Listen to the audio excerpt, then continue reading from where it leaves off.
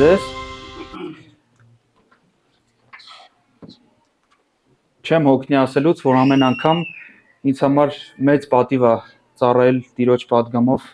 Տիրոջ ժողովրդին։ Կսկսենք Եսայիա մարգարեության երկրորդ հատվածը միասին, Տերը կամենա հաջորդ մի քանի ամիսների կամ միգուցե տարիների ընթացքում։ Կխնդրեմ բացեք Եսայիա 38-րդ գլուխ, առաջին 8 համարները, 1-ից մինչև 8-րդ համարը պետք է ընթերցենք։ Եսայիա 38, 1-ից 8-ը։ Այդ օրերին Եզեկիան մահամերձ հիվանդացավ, եւ Ամոսի որդի Եսայի մարգարեն եկավ նրա մոտ ու ասաց նրան. այսպես է ասում Տերը, տունդ կարգի բեր, որովհետև պիտի մեռնես, չպիտի ապրես։ Այն ժամանակ Եզեկիան իր երեսը դեպի պատը շրջեց, աղոթեց Տիրոջն ու ասաց. աղաչում եմ Տեր, հիշիր, որ քո առջև հավատարմությամբ ու կատարյալ սրտով քայլեցի, եւ քո աչքերին հաճելի եղածը կատարեցի։ Եվ Եզեկիան դառնապես լաց եղավ։ Ապա Տիրոջ խոսքը Եսայուն եկավ ասելով. գնա ու Եզեկիային ասա, այսպես է ասում Տերը, քո հայր Դավթի Աստվածը, քո աղոթքը լսեցի եւ քո արտասուքը տեսա։ Ահա քո օրերին 15 տարի պիտի ավելացնեմ։ Քեզ եւ այս քաղաքը պիտի ազատեմ Ասորեստանի թագավորի ձեռքից։ Այս քաղաքը պիտի պաշտպանեմ։ Եվ Տիրոջ կողմից թող սա նշան լինի քեզ, թե Տերն իր ասածն անելու է։ Ահավասիկ Աքազի արևի ժամացույցի վրա ընկած տվերը 10 աստիճանով ետ պիտի շրջեմ։ Եվ արևը ետ դարձավ 10 աստիճանով, այն աստիճաններով, որ իջել էր։ Սիրելիներ, Եսայի մարգարեությունից որոշ բաներ պետք է որպես տեղեկություն ունենանք, որպեսզի հատվածը լավ կարողանանք հասկանալ։ Սա շատ մեծ գիրք է, դրա համար այս մի քանի րոպեանոց նախաբանը հերիք չի լինելու, Տերը կամենա ընթացքում էլի կանդրադառնանք ապագայում։ Այն 66 գլուխ ունի այս գիրքը, բայց Եսայու մարգարեությունը տիպիկ դասական մարգարեական գիրք չէ։ Այն ունի լայն աստվածաբանական հեռանկար ու գրական խորություն։ Որոշները ասում են Եսայու մարգարեությանը 5-րդ ավետարան։ Եվ դա իզուր չի, մենք կտեսնենք Տերը կամենա միասին։ Եվ առաջին 39 գլուխները հանդիսանում են դատաստանի գիրք, բայց նաև իրենց մեջ պարունակում են այս գլուխները հույս Մեսիայի գալով։ Առաջին 39 գլուխները համարվում են դատաստանի գիրք ոչ միայն Իսրայելի եւ Հուդայի համար, այլ նաև մի քանի օտար ազգերի համար։ Ընդհանուր առմամբ դատաստան է հայտարարվում այս գլուխներում շուրջ 10 տարբեր ազգերի ու պետությունների վրա, որոնցից են օրինակ Բաբելոնը, Եփրեմը, Եգիպտոսը, Քուշը, Եդովմը, Արաբիան եւ այլն։ Այսպիսի մարգարեական գիրք է, որ կարողանում է մարգարեն այդ ժամանակվա գերտերություններին, այդ ժամանակվա հզոր իշխանություններին պատգամներ ուղարկել։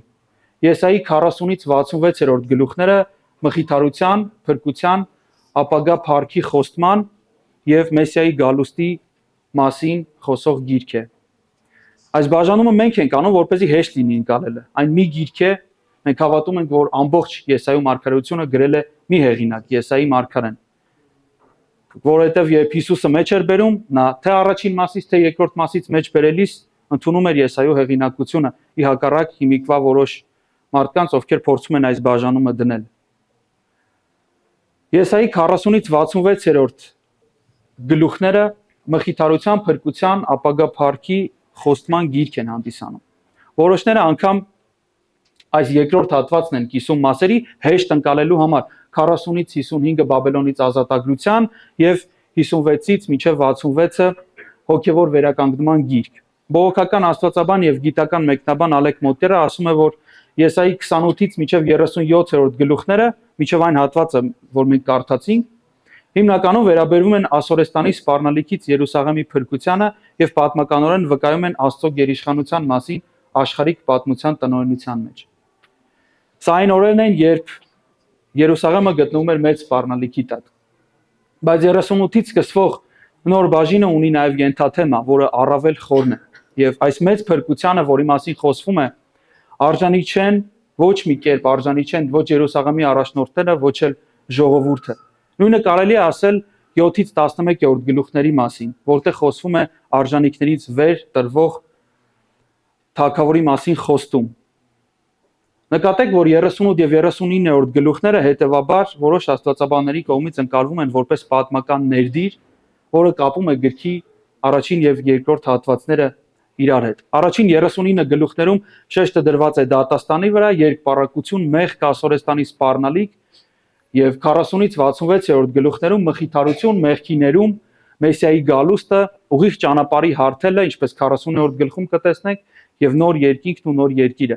Բայց առանց 38 եւ 39-րդ գլուխների ուսումնասիրության ընթերցողը այս տարբերությունը լավ չի ընկալում։ Դրա համար պետք է առաջին հերթին այս երկու գլուխները ուսումնասիրենք, հետո Տերը կամենա կանցնենք արդեն 40-րդ գլխից մեր ուսումնասիրությանը։ Առաջին բաժնում ընդգծվում է, որ ժողովուրդը հատուկ կերպով մերժել է Տիրոջ Սուրբ Աստծո կերպարը։ 30-ի 11-ը կարող եք նայել։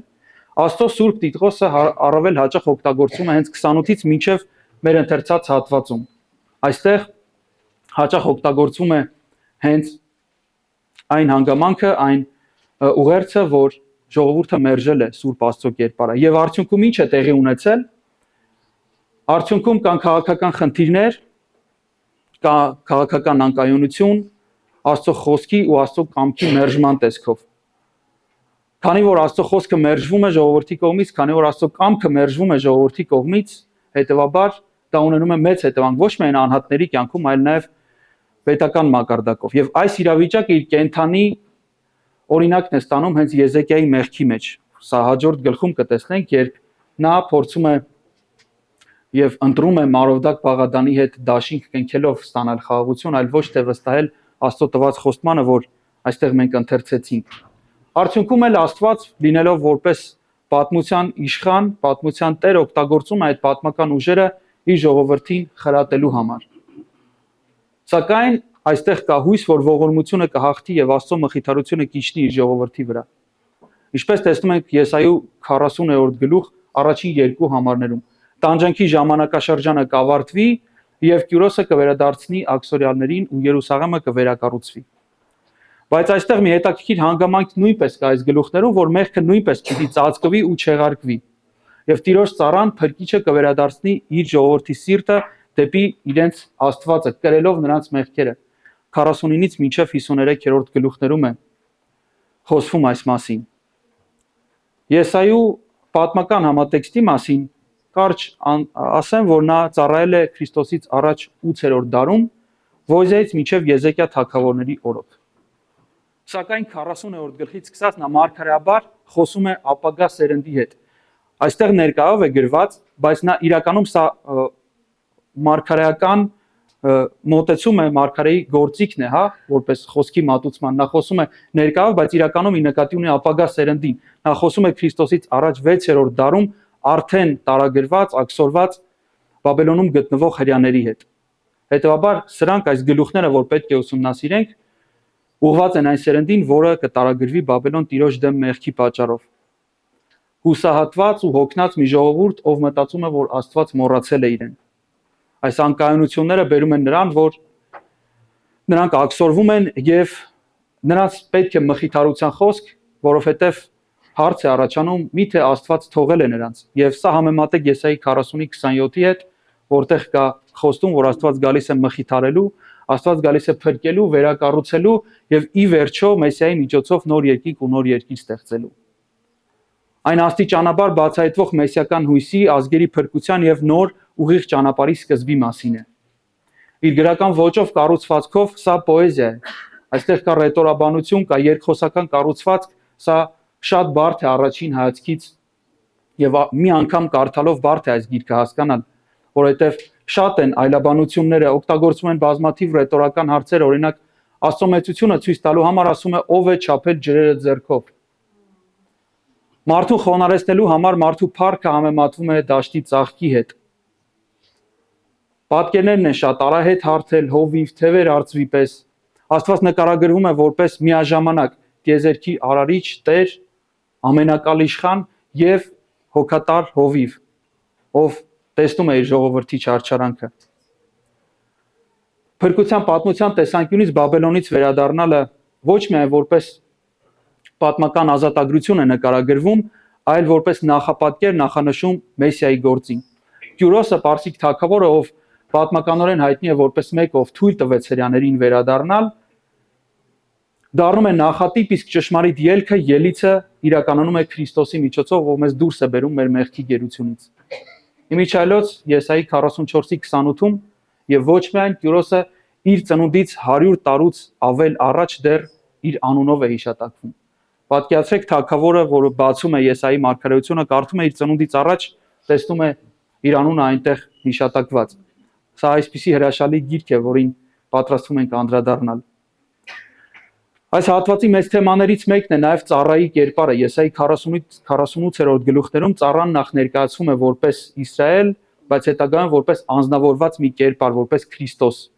Եսայի 42-րդ գլուխ առաջին համարներում ծառան արդարություն է բերում ազգերին, ոչ թե միայն Իսրայելին։ Հետևաբար այս ծառան առանձին է այդ ժողովրդից եւ խոսվում է կատարյալ ծառայի մասին։ Այս ծառան ի հակադրություն էթնիկ իսրայելացիների հեզ է, քնքուշ է, որ մի բան, որ չի կարելի ասել նրանց մասին,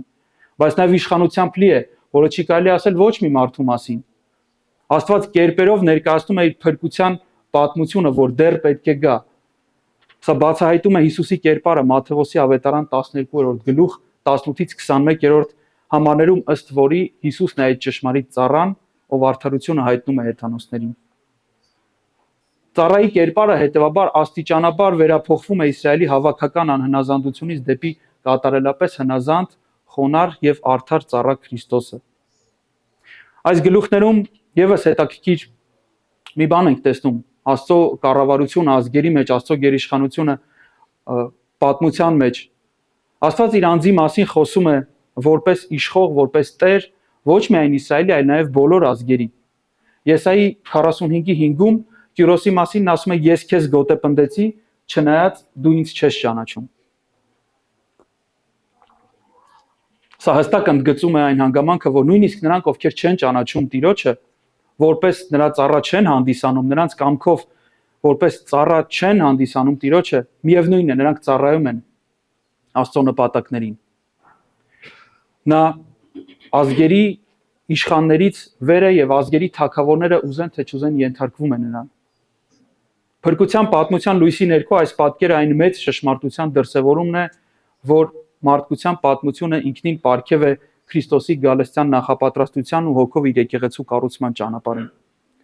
Սա հաստատում է նաև այն, որ Աստծո փրկությունը կանգ չի առնում միայն Իսրայելի սահմաններում, այլ Աստծո գործը արվում է հանուն ազգերի։ Նա բոլորի Տերն է եւ բոլոր ազգերում վերածնվողների շնորհակալությունը, գոհությունը, փառքը պետք է պատկանի նրան։ Այս գլուխներում եւս տեսնում ենք մի հետաքրքիր հանգամանք սուտ աստվածների դատապարտությունը։ Նույնպես անդրադառնալու ենք հետագայում, սակայն հիմա որպես նախաբան ասենք, որ այս գլուխներում Աստված բարձրացնում է իր անզուգականությունը, կտրուկ հակադրելով իր անձը կուռքերին, կտրուկ հակադրելով իր անձը մարդկային ձեռքով պատրաստված աստվածներին կամ չաստվածներին, կախված ձեր թարգմանությունից։ Այս մարգարեական պոլեմիկան, այս վիճաբանությունը խորապես թափանցում է փրկության պատմության էության մեջ, քանի որ բացահայտում է աստվածաշնչյան միաստվածության գաղափարը որպես կենթանի ճշմարտություն։ Երբ որ մենք ասում ենք, որ մենք հավատում ենք մեկ Աստծու, երբ որ մենք ասում ենք, որ Աստված ինքնիշխան է, Աստված մեծ է, բոլորից մենք սա ուղղակի հավատամքային հայտարարություն չենք անում։ Եթե այդպես չի, հետեւաբար մեր փրկությունը հարցականի տակ է դրվում։ Եվ այս գլուխներում Աստված ասում է. ես եմ քո փրկիչը, ես եմ քեզ քավողը։ Հետեւաբար այն, որ նա մեծ է բոլորից, այն, որ նա իշխում է պատմության վրա, եւ որ ամեն ինչ ընթանում է այն ընթացքով, որ նա է ցանկանում, ուղիղ կապ ունի մեր փրկության հետ։ Ես եմ առաջինը եւ վերջինը։ Ինձանից բացի Աստված չկա, Եսայի 44:6-ը։ Կուռքերը ներկայացվում են որպես դատարկ, անշունչ, անօգուտ ձեռքի աշխատանք։ Ահա նրանք ամենքը ունայն են, նրանց գործերը փուչ են, նրանց զուլացող կուռքերը քամի են եւ դատարկություն։ Եսային ասում է Աստծո կողմից, իհարկե, Եսային ասում է, որ այս մարդիկ օգտագործում են բնության մեջ եղող նյութերը, օրինակ փայտը, ծառը կտրելով որոշ մասի վրա միս են խորովում ուտում, որոշ մասը վառանում, վառում, տաքանում են, իսկ այն մնացած հատվածից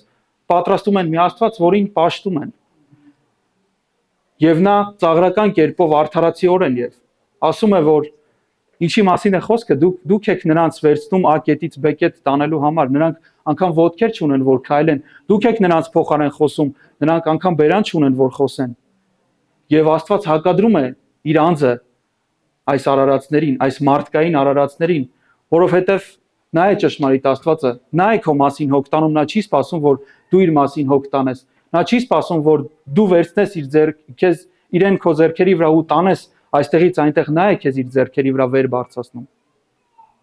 Փրկության պատմության մեջ սա ցույց է տալիս այն մարդկային հպարտությունը եւ ինքնաստեղծ փրկության փլուզումը, որ պետք է գա մարդկության կռապաշտության վրա։ Կենթանի Աստծո ազատարար ներգործությունից բացի ոչ մի բան չի կարող փրկել մարդուն։ Նոր կտակարանում այն անվանումները, որ Աստված վերագրում է ինքը իրեն, առաջինը եւ վերջինը, հայտնության գրքում առաջին եւ 22-րդ գլուխներում վերագրվում են մեր Տեր Հիսուսին։ Այսպիսով Եսայու այս հատվածները բացում են մի մեծ տեսարան դեպի այն փառահեղ փրկagorցական ծրագիրը, որում Աստված կանգնեցնելու է իր Քրիստոսին որպես ազգերի միակ հույս եւ Տեր, ոչ թե ուղղակի եւս մեկ տարբերակ, այլ միակ հույս եւ Տեր։ 40-ից 48-րդ գլուխները բացում են աստիճանաբար մի մեծ հորիզոն, որ փրկությունը կանգ չի առնում միայն Իսրայելի սահմաններում, փոխարենը բացահայտում է Տիրոջ համաշխարհային սքանչելի փրկagorցական ծրագրի այն հեռանկարը, որ Աստծո փրկությունը հասնում է մինչև երկրի ծայրերը։ Տերը ասում է իր ծառային Եսայի 42:6-ում. «Քեզ տվեցի որպես ուխտ ժողովրդի համար եւ ազգերին լույս լինելու»։ Սա ուղղակի չի սահմանափակվում Բաբելոնից վերադարձով կամ Իսրայելի վերակառուցմամբ։ Սա խոսում է մի ավելի մեծ հոգևոր ազատագրության մասին, որի իրականացնողը Մեսիան է։ Տիրոջ հրավերը հնչում է բոլոր ազգերին. «Դարձեք ինձ դարձեք երկրի բոլոր ծայրերից եւ փրկված կլինեք»։ Սա Աստծո ուղիղ հայտարարությունն է։ Դրա համար սիրելի ունկնդիր, եթե դու դեռ չես դարձել Տիրոջը, եթե դու ինձ լսում ես հիմա ու չես դարձել դեռ Տիրոջը ու դու չունես այն փրկությունը, չունես Տիրոջ Մեսիային, որը հանդիսանում է միակ ճանապարհը փրկության, եթե նա քո սրտի գահին դեռ նստած չէ որպես միակ Տեր, որպես պատմության իշխան, ահա Աստծո կոչը, այն դեռ չի լռել։ Դեռ կա ժամանակ։ Աստված հռչակում է իր փրկությունը. «Դարձեք ինձ բոլոր երկրի ծայրերից եւ փրկված կլինեք»։ Սա մարգարեական գագաթնակետն է, երբ Աստված բաց իր փրկությունը հռչակում է որպես հրավիրող ողորմություն բոլոր ազգերի համար։ Աստվածաշնչյան պատմության մեջ ազգերի վերադարձը պատահական երևույթ չէ, այլ փրկagorցական ծրագրի բաղկացուցիչ մի մաս է։ Պողոս առաքյալը Հռոմացիներին 15-րդ գլուխ 9-ից 12-րդ համարներում հենց Եսայու խոսքերն է մեջբերում, ցույց տալու համար, որ ազգերի փրկությունը միշտ էլ եղել է Աստծո փրկagorցական ծրագրի, Աստծո նպատակի սիրտը։ Եվ նորից Եսային ասում է. «Հեսեի արմատը պիտի լինի եւ պիտի բարձրանա հեթանոսներին իշխելու համար եւ հեթանոսները իրենց հույսը նրա վրա պիտի դնեն»։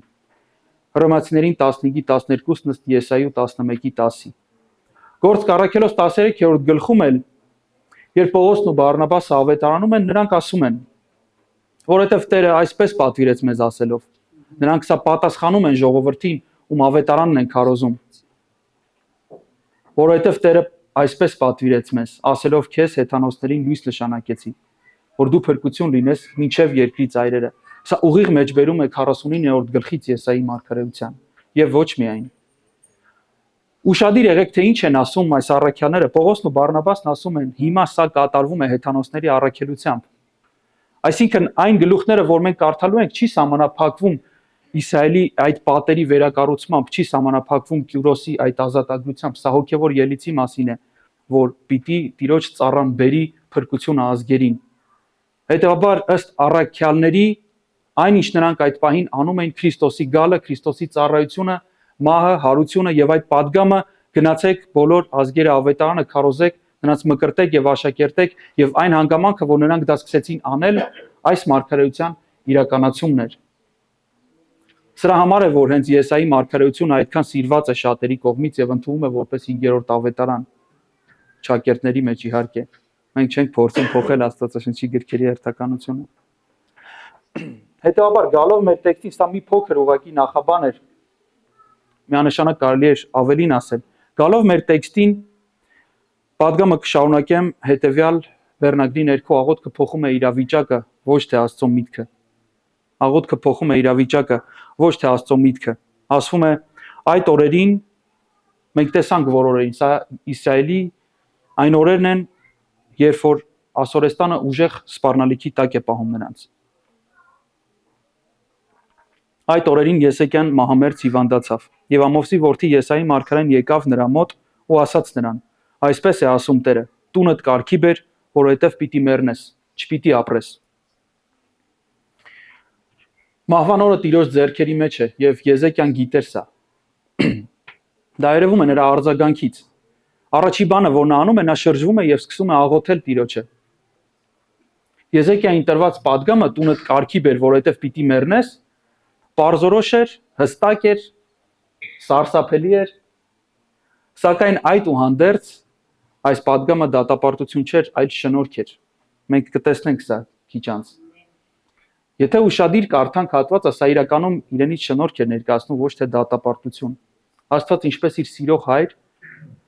նա զգուշացնում է, որպեսզի իր զավակին բերի ինքնաքննության, ապաշխարության եւ սուրբ պատրաստության։ Ինչքան է եղել, որ մենք մեր լավ օրերի մեջ չենք էլ հիշել Տիրոջ ներկայության մեջ մտնել։ Բայց Աստված օգտագործում է այս միջոցը, որպեսզի իր զավակին բերի ինքնաքննության։ Մահվան պատգամը նրան դրդեց վերստին մտնել Աստծո ներկայության մեջ։ Սա միակ կերպը չի, որով Աստված գործում է, բայց սա կերպերից մեկն է, որ Աստված գործում է իր զավակներին դաստիարակելու համար, իր զավակներին մղելու աղոթքի։ Աստված հաճախակի հենց մահվան տվերը օգտագործելով եւ ցույց տալով է բերում սրտի խոնարհումը։ Ուզենք թե չուզենք, սա գրված է այստեղ եւ մենք պետք է ուշադրություն դարձնենք եւ այնպես չի, որ Եզեկյան վատ թագավոր էր։ Եթե կարդացել եք 4-րդ թագավորած 18-ից 20-րդ գլուխները, մենք տեսնում ենք այնտեղ, որ Եզեկյան լավ թագավոր էր։ Մանավանդ եթե համեմատենք նրան նրա հոր հետ։ Նա միանգամից ջարդեց կուրքերի այդ բարձրավանդակները, այն գավազանը, որ Ահարոնի մոտ էր, որը ծաղկել էր, նրա առաջ խունկ էին ծխում պաշտամունքի նպատակով։ Նա ջարդեց այդ գավազանը, նա հեռացրեց այդ բարձրավանդակներում այդ կռատները։ Նա համեմատաբար Իսրայելի Հուդայի լավ թագավորներից էր, այնպես չէր, որ նա Աստծո խոսքին տեղյակ չէր։ Եվ Աստված նրան այս պատգամը տալով նրան բերում է աղոթքի վիճակի մեջ։ Սա Եզեկիայի համար հստակ մարգարեական խոսք էր, որ իր կյանքը պետք է ավարտվի։ Սա բժիշկի հայտարարություն չէր, սա ախտորոշում չէր, որ շատ անգամ կարող է սխալ լինել։ Սա աստվածային պատգամ է։ Տունդ կարգի բեր, որովհետև պիտի մեռնես։ Սակայն այս նրան տեղեկացնելը, միայն այս հանգամանքը, որ մարգարեն նրան տեղեկացնում է, պետք է թագավորին մղեր աղոթքի։ Սա խոսում է նրա մասին, որ Աստված շնորհք է անում թագավորին։ Եթե Աստված ուզենա նրա կյանքը միանգամից վերցներ, նա հենց այդպես էլ կաներ դա։ Նրան չեր էլ զգուշացնի կամ զգուշացնելուց հետո ժամանակ չեր էլ տա արձագանքելու, եւ մենք քիչ այդպիսի դրվագներ չունենք Աստվածաշնչից։ Մի օրինակ Ոզան է, երբ որ առանց զգուշացվելու ուղակի կյանքը վերցրեց Աստված։ Նադաբը եւ Աբյուդը, Անանյան եւ Սափիրան, Հերովդես Ագրիպասը, շատ կան այդպիսի դեպքեր, երբ որ Աստված ուզում է մարդու կյանքը միանգամից վերցնել, նա հենց այդպես էլ անում է դա։ Հետևաբար ասում է առաջի թագավորներ 2:6-ում Տերն է սպանում ու կենթանություն տալիս, երեզմանը իջեցնում ու վեր հանում այնտեղից։ Սա գաղտնի բան չէ, Տիրոջ ժողովուրդը միշտ էլ իմացել է սա, միշտ էլ հավատացել է դրան։ Մահա ոչ թե պատահականություն է, այլ Տիրոջ կողմից նշանակված ժամանակահատված։ Ընդհանրապես պատահականությունների հավատացող հավատացյալը սա նոր երևույթ է համեմատաբար։ Մոտ 200 տարվա։ Կարող է եկեղեցու պատմության մեջ այստեղ այնտեղ ինչ-որ փոքր խմբերում եղել են միանշանակ, բայց այն, որ Աստծո ժողովուրդը սկզբից էլ սկսած իմացել է, որ պատահականություններ չեն լինում եւ ամեն բան Տիրոջ ձեռքի գործն է, դա հաստատ է։ Տեսեք Եզեկիայի արձագանքը։ Թագավորը շրջվում է եւ առանձնանում է, եթե կկամենաք, մեր բառերով ասենք, որ աղոթքի պահ ունենա Տիրոջ հետ, նրա, ով կարող է վերջ տալ նրա կյանքին։ Ինչի մասին է խոսում այս պատիկում շրջվելը, նա ընդունում էր Աստծո հեղինակությունը, նա գիտեր, որ նա կարող է իր կյանքին վերջ տալ եւ հետեւաբար սկսում է դիմել Աստծուն։ Եզեկիան լսելով այս սրբազան զգուշացումը դարձավ դեպի պատը եւ աղոթեց Տիրոջը։ Նա շրջվեց պատիկում, նա շրջվեց աշխարհից, շրջվեց մարդկանցից։ Ոչ մի խանգարող հանգամանք պետք չէր, որ այդտեղ լիներ։ Նա նույնիսկ շրջվեց իր թագավորական իշխանությունից, իր դիրքից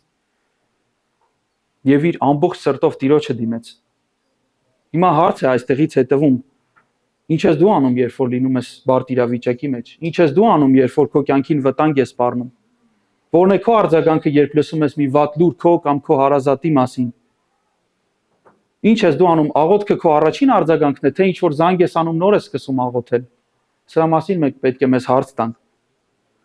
Որ ասում եմ դու հո չեք մտածում, որ իմ մասին չի։ Ես ուղղակի արդեն ինքս ինձ քարոզել եմ այս падգամը։ Իհարկե, սա բոլորիս է վերաբերվում։ Մենք շատ հաճախ սկսում ենք խառնվել իրար եւ տարբեր ելքեր ման գալ,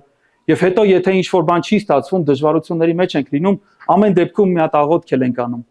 Բայց ոչ, սա պետք է լինի մեր առաջին արձագանքը։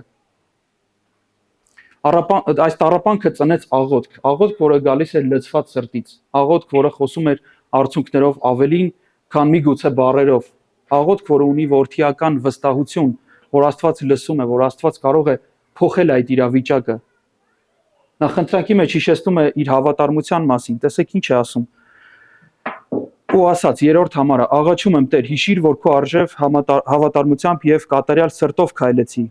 եւ քո աչքերին հաճելի եղածը կատարեցի, եւ Եզեկիան դառնապես լաց եղավ։ Երբ նա ասում է, որ Տիրոջ աչքերին հաճելի եղածն է արել, նա ոչ թե փորձում է Աստծուն պարտավորեցնել պատասխանի հարցում, այլ հիշեցնում է իր գործերը որպես հավատքի պտուղներ այն հիմքով, որ նրա կառավարումը եղել է ըստ Աստծո կամքի։ Եթե առիթ ունենաս հիշելու, Աստծուն էլ պետք չի հիշեցնել, անգամ ինքդ քո հետ, եթե մի պահ մտքումդ մենակ մնաս, ինչ ունես ինքդ քեզ հիշեցնելու, կարող ես մտաբերել այնպիսի պահ քո կյանքում, որ ապրել ես ըստ Աստծո պատվիրանների։ Արդյոք երբ հետ ես նայում քո հավատքի կյանքը քո ապաշխարելուց սկսած մինչև այս պահը, դու ունես այդպիսի վկայություն, կարող ես այդպես համարձակ ասել, որ դու արել ես այն, ինչ Աստծո աչքերին հաճելի է։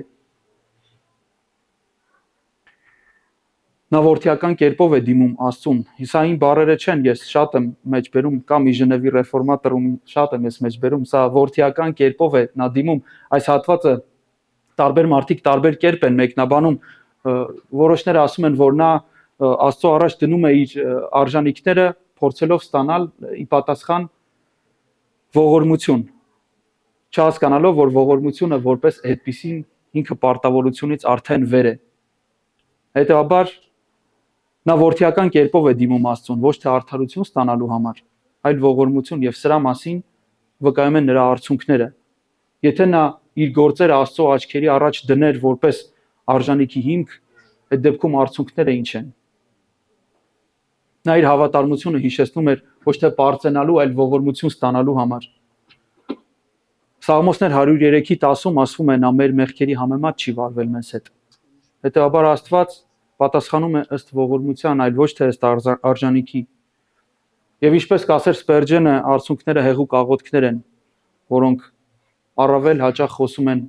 շատ ավելի բարձր, քան 10,000 բառ։ Եվ տեսեք, Աստծո պատասխանը չի ուշանում, 4-ից 6-րդ համարները նայենք։ Զուգահեռ հատվածում 4 թագավորաց 20-րդ գլխում ասվում է, որ Եսային, լավ, եկեք կարդանք։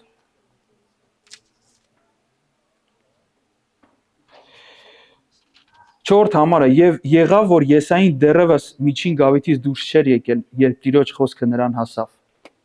Եսային անգամ չէր հասցրել հեռանալ, երբ Աստված պատասխանեց այս անկեղծ աղոթքին։ Տիրոջ պատասխանը չի ուշանում, հետևաբար մենք այստեղից եզրակացնում ենք, որ Տիրոջ պատասխանը միշտ ժամանակին է։ Ես լսեցի քո աղոթքը եւ տեսա քո փաստարկները։ Ասում է, ես լսեցի աղոթքդ եւ տեսա քո արցունքները, ոչ թե քո փաստարկները։ Աստված մեր արած գործերին չի նայում, Աստված մեր արցունքներին է նայում, Աստված մեր անկեղծությանն է նայում, մեր կոտրված սրտին, մեր աղերսանքին է նայում։ Աստված տեսնում է ոչ միայն բառերը, այլ սրտի վիճակը։ Սա մեզ հիշեցնում է Սաղմոսներ 56:8 խոսքերը։ Իմ թափառելը դու համարում ես, իմ արտասուքները դիր քո տիկի մեջ։ Ահա նրանք քո գրքի մեջ են։ Տերը ոչ միայն լսում է աղոթքը, այլ հավաքում է իր սիրելիների արտասուքները։ Հետևաբար ոչ մի աղոթք, որ դու արել ես քո կյանքում, ոչ մի արտասուք, որ թափել ես Տիրոջ առաջ, չի վրիպել նրա աչքերից։ Եթե անգամ միջև հիմա դեռ պատասխանը չես տեսել, բայց շարունակում ես աղոթել, իմ քաջալերանքն է քեզ Տիրոջ խոսքի միջոցով, Տիրոջ խոսքի հիմքով միանշանակ, որ շարունակես աղոթել, դրանք չեն մոռացվում, դրանք Տիրոջ աչքից չեն վրիպում։ Եզեկիայի աղոթքը ունեցավ պատասխան։ Եզեկիայի աղոթքը ունեցավ պատասխան, որը խոսում է այն բանի մասին, որ Աստծո սրտում միշտ էլ եղել է այս ողորմությունը, որը բացահայտվեց այս աղոթքի միջոցով։ Հետևաբար աղոթքը անհրաժեշտ բան է քրիստոնյայի կյանքում։ Աստված Քրիստոսի շնորհքի միջոցով միշտ պատրաստ է լսելու այն աղոթքը, որը գալիս է անկեղծ սրտից։ Սա մխիթարության պատասխան է։ Աստված տեսնում ու լսում է մեզ, եւ նա աղոթքներին պատասխանող Աստված է։ Սիրելիներս, սա ոչ մի կերպ չի նշանակում, որ Աստված իր միտքը փոխեց։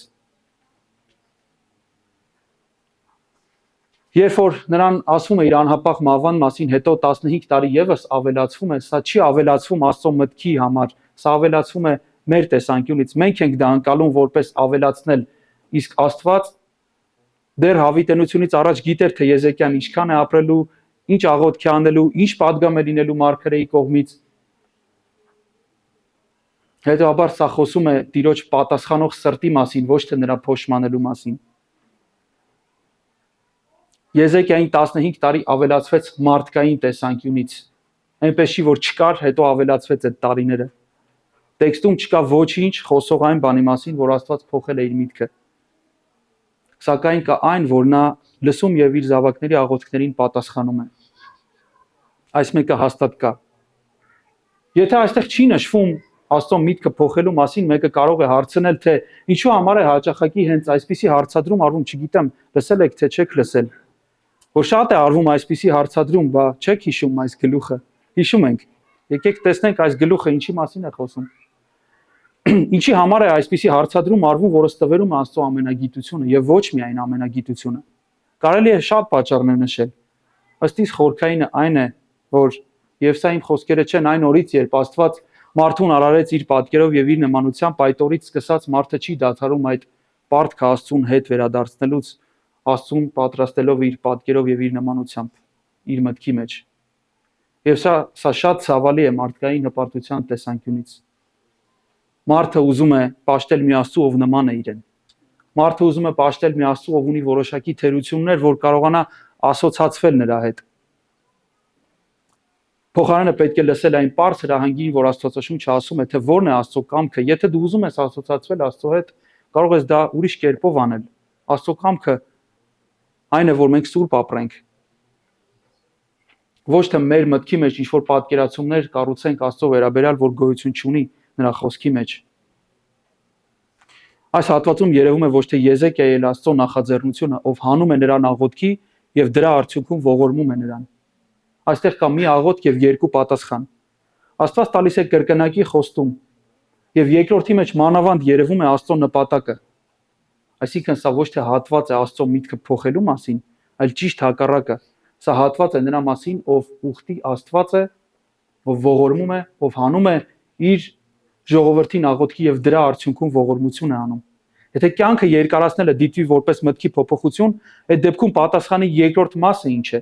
Չէ՞ որ Եզեկիայի աղոթքի մեջ դա չէր մտնում։ Եզեկիայի աղոթքի մեջ այս պատասխանի երկրորդ մասը չէր մտնում։ Սա էլ է միտք փոխել, թե ընդհակառակը ցուցադրությունն է այն բանի, որ Աստված իր ծրագրերն է իրականացնում ըստ իր խորհրդի։ Նրա աղոթքը ծառայեց որպես միջոց շատերի օրհնության համար։ Հետևաբար կարելի է եզրակացնել, որ պետք է մենք էլ շարունակենք աղոթել։ Սիրելիներս, շարունակեք աղոթել, ինչ գիտեք, քանի հոգի է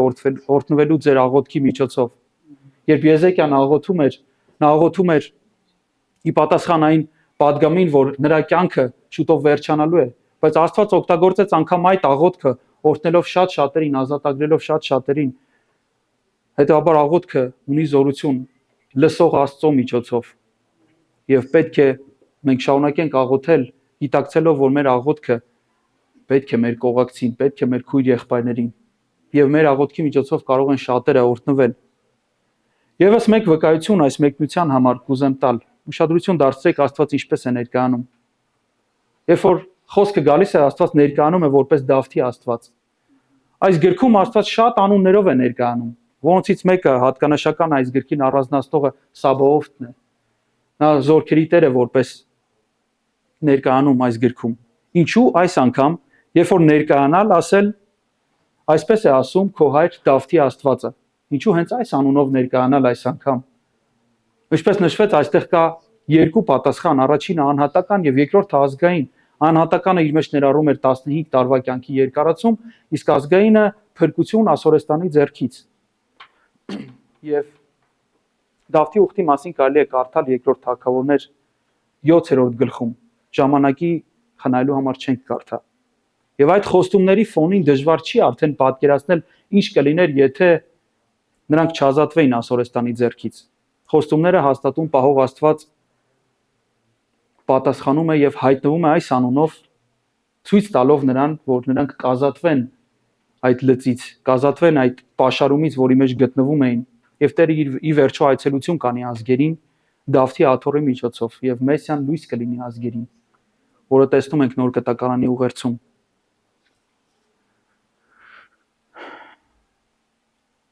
Եվ տեսնում ենք, որ Աստված այս պատասխանից բացի նշանովել է հաստատում իր խոսքը։ 7 եւ 8-րդ համարները նայենք։ Աստվածային նշանի մասին եւ ստվերի հետ շարժի մասին։ Ասում է, եւ Տիրոջ կողմից թող սա նշան լինի քեզ, թե Տերն իր ասածը անելու է եւ ահավասիկ աքազի արևի ժամացույցի վրա ընկած ստվերը 10 աստիճան ետ պիտի շրջեն։ Եվ արևը ետ դարձավ 10 աստիճանով այն աստիճաններով, որ իջել էր։ Եթե մենք զուգահեռ հատվածը կարդանք, մենք տեսնում ենք, որ իրականում Եզեկիային այստեղ շանս է տրվում, որ նա ուզի այդ նշանը Տիրոջից։ Եզեկիան Եսայուն ասաց, ինչ նշան է լինելու, որ Տերը ինձ բժշկելու է ու երրորդ օրը Տիրոջ տունն եմ գնալու։ Հետո 9-րդ համարը բաց թողեմ, 10-ում Եզեկիան ասում է, ստվերի 10 աստիճանով առաջ գնալը հեշտ է։ Ինչն է հեշտ։ Ստվերի 10 աստիճանով առաջ գնալը հեշտ է։ Երևի թե նա ի նկատի ուներ, որ քանի որ արևի ծագելը եւ մայր մտնելը ամեն օր խոսում է ժամանակի առաջ ընթանալու մասին, այդ ժամանակը, որ առաջ է ընթանում, մի քիչ որ ավելի արագ առաջ ընթանա, երևի թե դա է հեշտ, բայց նա ցանկանում է, որ այդ ստվերը հետ գնա ավելի, քանի որ դա իր աչքին ավելի բարդ հրաշք է երևում, ավելի անտրամաբանական է երևում։ Բայց տեսեք, Աստված չի մերժում դա, եւ Եսայի մարգարեի միջոցով ասում է, որ այո, դա կարվի,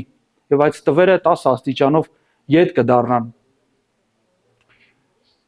Մենք գիտենք նաեւ այլ հատվածներից, օրինակ Հեսուի 10-ում, երբ արևը կանգ առավ Գաբավոնում, հիշում եք այդ դեպքը։ Աստված վերահսկում է հետեւաբար բնությունը եւ ստվերի ետ գնալը խոսում է նրա մեծ իշխանության մասին։ Սա իմիջիալոց Եսայու այս երկրորդ հատվածի մեծ թեմաներից մեկն է։ Աստծո մեծությունը, Աստծո իշխանությունը թե պատմության, թե բնության, թե ամեն ինչի վրա։ Սա իր տեսակի մեջ եզակի նշաններից է, եզակի հրաշքներից է Աստվածաշնչում, որը վկայում է Աստծո մեծ կարողության մասին ֆիզիկայի օրենքներին հակառակ։ Ստվերի հետադարձ ընթացքը երևացող եւ շոշափելի ապացույց էր, որ Աստված գործել է։ Նա կարող էր, իհարկե, կարող էր չտալ այս նշանը։ Եթե Աստված անգամ մի անգամ խոսում է, միանշանակ նա ճշմարիտ է։ Բայց նա շարունակաբար տալիս է մեզ խոստումներ իր խոսքի մեջ մեր թերության պատճառով, մեր մարդկային տկարության պատճառով։ Հակառակ դեպքում Աստծո մի խոսացածը արդեն արժանահավատ է, այնքան ինչքան որ նրա 10,000 անգամ խոսացածը։ Բայց այստեղ տեսնում ենք, որ նա մարդկային տկարության համար անգամ նշաններով է հաստատում իր խոսքը։ Այստեղ նաև տեսնում ենք խորհրդանշական մի պատկեր, այն մահվան ստվերը, որը իջնում էր Եզեկիայի վրա, այժմ ետ էր մղվում եւ նրան կյանք էր տրվում։ Նա տիրում է ժամանակի վրա, նա տիրում է թագավորների վրա, բնության երևույթների վրա, եւ սա ցույց է տալիս Աստծո բացարձակ իշխանությունը։ Հետևաբար, որպես եզրափակում կարելի է ասել, որ այս պատմության միջոցով Աստված ոչ միայն ուզում է մեր ուշադրությունը կենտրոնացնել Եզեկիայի այս հետաքրքրական պատմության վրա, այլ նաև իր վրա, որպես ողորմած աղոթքները լսող եւ սուրբ Աստված։ Եզեկիայի հիվանդությունը անսպասելի էր, ինչպես եւ մահվան անշրջելի ուղերձը։ Այն շատ հստակ էր, բայց նրա արձագանքը եղավ աղոթքը։ Եվ ահա այստեղ է մեր ամբողջ թեմայի իմաստը, աղոթքը փոխեց իրավիճակը, ոչ թե Աստծո միտքը։ Աստված չփոխեց իր կամքը, որը հավիտենությունից հաստատ է, այլ իրականացրեց այն Եզեկիայի աղոթքը օգտագործելով որպես միջոց։ Մենք սովորում ենք այստեղից, որ հավատացյալ մարդը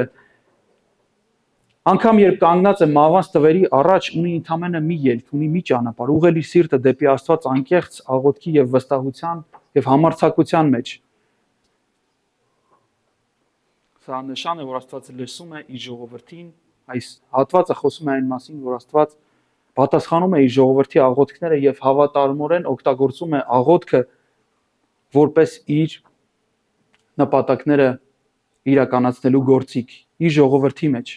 Սիրելիներ, հետեւաբար մի դադարեք աղոթել, աղոթքը որպես Աստծո միջոց կարող է վերադարձնել կյանքը, կարող է վերականգնել մահվանց տվերը, հետ դարձնել այդ մահվանց տվերը, ինչպես այստեղ է երևում, փոխել արցունքները խնդության եւ կյանքը վերադարձնել, ոչ թե որ մենք արել ենք միշտ այն, ինչ որ նրա աչքերին է հաճելի, այլ որովհետեւ նա ողորմած Աստված է, ով հիշում է իր ողորմությունը, ով հիշում է իր ուխտը, ով ողորմություն է ցույց տալիս իր խորհրդի համաձայն։ Տերը կամենա շարունակենք մնացած հատվածը, երբ նա շնորհակալություն է հայտնում իր ապաքինման համար։ Շնորհակալ եմ այս առիթի համար, թող Տերը օրհնի բոլորիս եւ Տերը օրհնի իր խոսքը։